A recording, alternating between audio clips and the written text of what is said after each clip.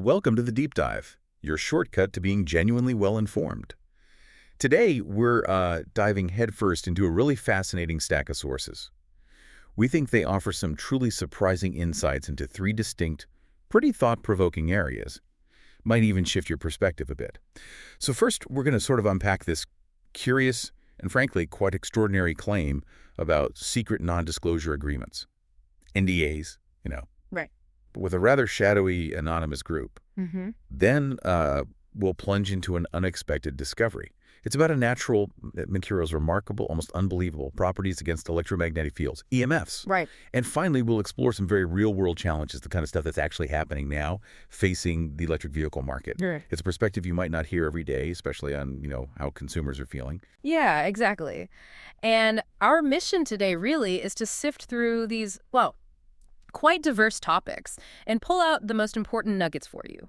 We want to help you understand the deeper implications, maybe see some connections, and hopefully have a few of those aha moments without, feeling totally swamped by information. With a guided tour. Sort of, yeah. A guided tour through some complex stuff, aiming for clarity and impact. Okay, let's unpack this first one then, because it is a real head-scratcher.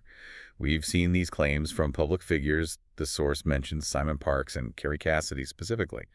They're saying they had these contractual agreements, basically NDAs, non-disclosure agreements. Right, NDAs. But they implied they operate outside, the normal legal way of doing things. With this anonymous group they call the White Hats. It sounds, dramatic. It does sound dramatic. And, our source's immediate reaction is pretty strong skepticism. They argue flat out that agreements like that, at least as they're described, they just make no sense legally, not in our current system. No sense at all. Pretty much. They call it likely an illusion. And it really boils down to some very basic but fundamental principles of contract law.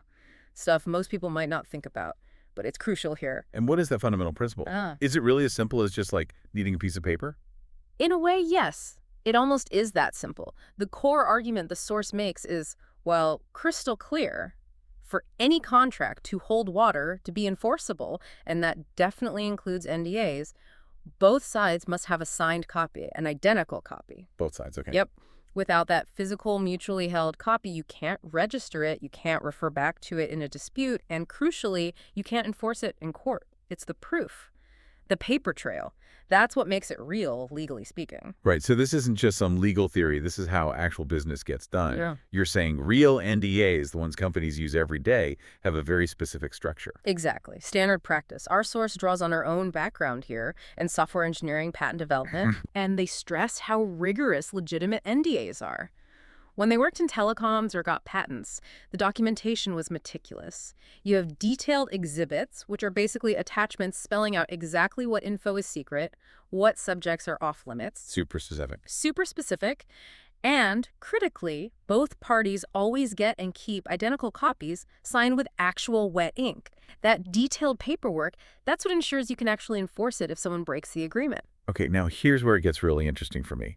The whole anonymous group thing, the source says an agreement with, the White Hats Inc., just isn't enforceable. It sounds like you can't sue a ghost, basically. Precisely. That's a great way to put it. You can't sue a ghost. For any legal action, for any contract to be valid, you need a real identifiable entity. A name, an address, maybe a corporate registration number, something concrete. Otherwise, who are you even dealing with? Exactly. Who are you holding accountable? Who would you even serve court papers to? It's just fundamental. You can't have a legally binding contract with, an idea or a shadowy concept.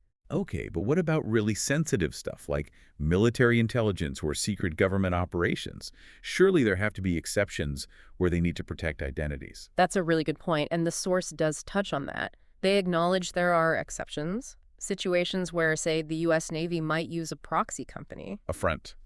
Sort of, yeah. A proxy to file patents or handle contracts to shield their direct involvement. But even then, these proxies are known, legally recognized entities. They exist on paper. Ah, I see. And the contract itself, even in these super sensitive cases, would still need all the proper formalities. A wet ink signature, a date, probably a serial number for tracking. It's not truly anonymous. It's shielded, maybe, but the legal structure's still there. There's always a traceable line back to a real, responsible entity. Got it. So, summing up the source's take on this. If someone claims they're under an NDA, Yeah. they should be able to show you their copy, plain and simple, Pretty much. if they can. Then that obligation, that contract, likely doesn't exist in any way a court would recognize. It might be a personal understanding or something else, but not an enforceable NDA. Okay, beyond the legal nitty-gritty, what's the bigger takeaway here for us, for you listening? When we hear these kinds of claims online, how should we approach them? That really is the key question, isn't it? The real insight here goes beyond just contract law details. It's about media literacy, about critical thinking. It suggests that someone making a big dramatic claim like this might actually be using the idea of secrecy, this illusion of an NDA, to make their story sound more important or credible. So it's more about the narrative. Exactly. It encourages us, you, everyone, to look past the drama and ask basic questions. Is this verifiable? Does this actually make sense in the real world? It's a powerful reminder, especially now, to demand evidence, particularly for extraordinary claims. Verifiable evidence. Right. A good reminder that sometimes the simplest hoaxes about basic facts can cut through a lot of noise. Okay, speaking of dramatic discoveries, let's shift gears completely. Let's leave the world of abstract legal stuff and dive into something physical, something, frankly, pretty astonishing. Okay. It involves the unexpected properties of a natural mineral. Imagine someone who's really into measuring electromagnetic fields, EMFs, the visible energy around our devices. Yeah. And they stumble upon a simple rock that seems to have some truly remarkable powers. Okay, before we get to the rock itself, maybe it's worth quickly explaining EMF exposure. When we talk about electromagnetic fields, EMFs, we basically mean these invisible energy fields that come off electrical devices. Like Wi-Fi routers, microwaves. Exactly. Microwaves, computers, phones, power lines. And our source apparently is quite meticulous about this. They routinely check their home for what they call radiant EMF exposure. They use meters to measure the strength of these fields, magnetic, electric, usually in millivolts or volts per meter. So they're mapping invisible energy hotspots. Kind of, yeah. Identifying areas with higher exposure. And that number 61, which comes up later, that's definitely considered a pretty high reading in a living space. Okay, so enter the rock, Shungite. This is apparently a unique kind of meteor rock found only in a specific part of Russia. What makes it special is that it contains fullerenes. Right, those cage-like carbon molecules. Carbon-60 is a famous one. Exactly. And these fullerenes give Shungite some interesting properties. It's known for filtering water, apparently altering electrical balance. There are even claims about healing frequencies, though that's maybe a bit more out there. But our source was zeroed in on its electromagnetic properties. And this leads to the key experiment they ran. They took their sophisticated EMF meter, the kind that can measure different field types, and found a spot with a consistently high reading, 61 volts per meter. Okay. This sweet spot was right between a laptop battery and the transformer for an LED desk lamp. Common sources of EMFs in, like, a home office setup. The question was simple. Could this rock actually do anything about that reading? And the result was? The result was, well, pretty striking. They took a small Shungite disc, described as about the size of a dime in diameter, but maybe twice as thick, and just placed it between the meter and the computer. Dang. Instantly, the reading dropped. Plummeted, actually, from 61 all the way down to 3. Wow. 61 down to 3, just like that. Just like that, an almost immediate, 95% reduction. It was quite dramatic. That is a huge drop, an instant drop from 61 to 3. But, the skeptic in me has to ask, was that just a lucky placement? A fluke? Or did they test this more? Was it consistent? Fair question, and definitely something the source addressed. They really emphasized the consistency of it. It wasn't a one-off thing. They found that any size of Shungite, they tried little chips, bigger pieces, produced a similar effect when placed between the EMF source and the meter. Any size? Yeah. For instance, they mentioned another reading of, say, 53 volts per meter dropping down to 1 or even less. The effect was apparently immediate and very repeatable, seemingly regardless of the Shungite piece's size. So these results seem to back up what another researcher, someone called Cozy Rev, apparently described. Shungite acting like an electromagnetic sponge. If it's acting like a sponge, what's the thinking behind how it works? Is it the fullerenes doing something specific? That's exactly the hypothesis. The thinking is that the unique structure of those fullerenes, those hollow carbon cages within the Shungite, is the key.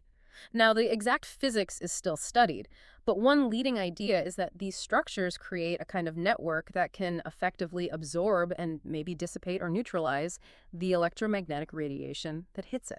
So it's soaking up both electric and magnetic fields. Apparently so, yeah. It seems to diminish their presence significantly when it's placed in the path of the radiation, almost like the rock itself disrupts the waves somehow. Interesting. And given these findings, the speaker's already using it personally. Yeah, they mention wearing a small Shungite medallion, sort of personal protection against radiation, hoping, in their words, it sucks it up hopefully faster and better than me. And they also floated some hypothetical uses that really make you think, like imagine Shungite mats woven into electric car seats, or maybe just thin sheets you could put on your lap while driving an EV to shield yourself. That's fascinating. It really makes you wonder, doesn't it? It really does. It raises this important question for all of us. Could simple natural materials offer unexpected solutions in our super electronic world? Shungite seems to offer this tangible, personal way to potentially reduce EMF exposure. It makes you wonder what other natural remedies might be out there, just waiting to be rediscovered. Yeah, hidden in plain sight. Okay, from an ancient mineral offering potential protection, let's pivot now to something very contemporary, something affecting a lot of people. Electric vehicles, EVs. Right. A big topic. Yeah, and our speaker makes this really interesting observation. They suggest we might have actually hit peak electric vehicle buying. Not peak production, notice, but peak buying. Which implies a gap. Exactly. It suggests this growing disconnect between what car companies are making and pushing and what consumers are actually willing, or maybe able, to buy right now. A real reality check may be hitting the market. And the data cited in the source seems to support that idea, that disconnect. They point to surveys of people who already own EVs and are looking to buy a new car. Okay, what are they finding?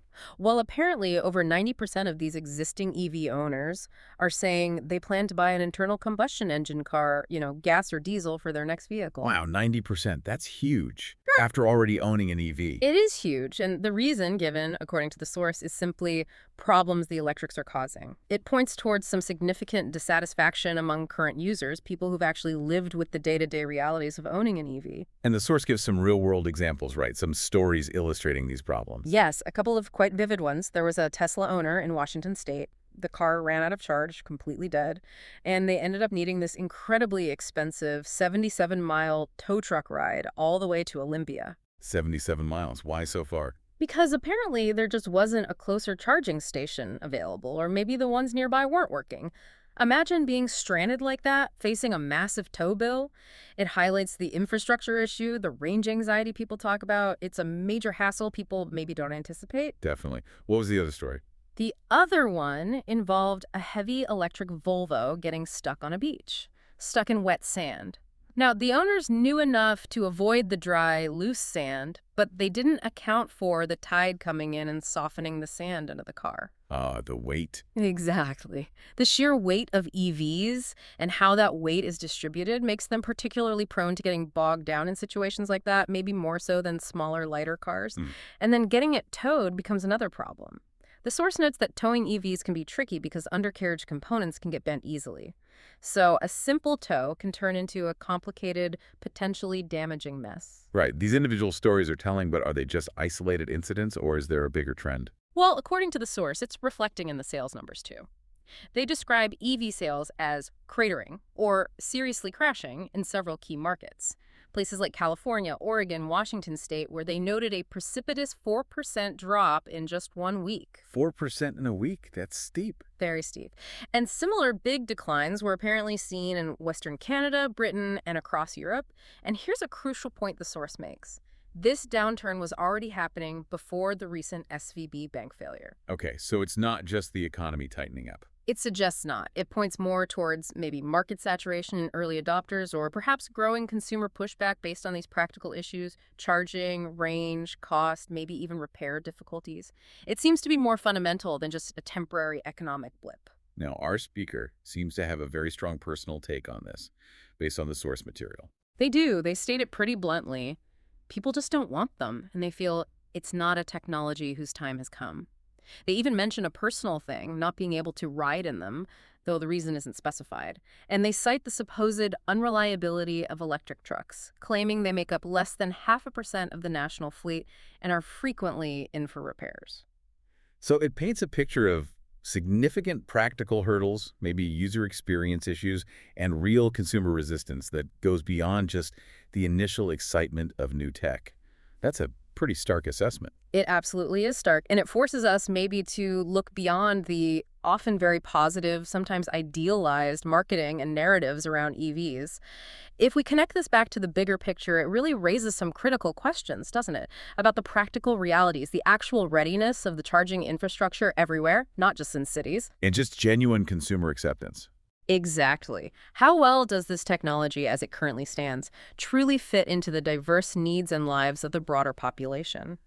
It highlights that the tech itself, however advanced, needs to align much better with real-world usability and infrastructure before it can achieve truly widespread sustainable adoption. It's not just about building the cars, it's about making the whole ecosystem work reliably for everyone. So here we are. We've journeyed from the really intricate, sometimes confusing world of legal contracts and these claimed secret NDAs. Right, the enforceability issues. Then to the elemental, surprising power of a natural mineral like Shungite, potentially shielding us in our high-tech world. That electromagnetic sponge idea. And finally, landing on the very current, sometimes bumpy road of modern transportation with electric vehicles and the challenges they're facing. What a mix. It really has been a diverse deep dive. And what seems to emerge, I think, is firstly, the importance of verifying facts. You know, really understanding what's verifiable in a world just full of claims. Secondly, we saw the surprising potential of natural solutions, things that might seem almost too simple to be true. Like the Shungite. Exactly. And thirdly, and perhaps most importantly for where we are now, we've touched on the complex real-world hurdles behind even the most exciting technological shifts. It reminds us that innovation, progress, it's rarely a smooth straight line. There are always bumps, always adjustments needed. Yeah, it definitely encourages us, and hopefully you listening, to think about the implications, whether that's being more critical when assessing claims made by public figures, or maybe exploring unconventional ways to, I don't know, potentially protect ourselves in this increasingly electronic environment, or even just having a more nuanced understanding of the genuine challenges involved in adopting major new technologies like EVs. The insights are definitely relevant to our daily lives. And maybe here's a final thought to leave you with. In this age where we're just saturated with information, where change happens so fast, how much of what we think is true or what we're told is the next big thing across all sorts of areas, how much of it truly stands up to the kind of critical, deep dive scrutiny we've tried to apply today? That's a good question. What else might we uncover, or what different perspective might we gain if we just keep digging a little deeper? Definitely something to ponder as you go about your week.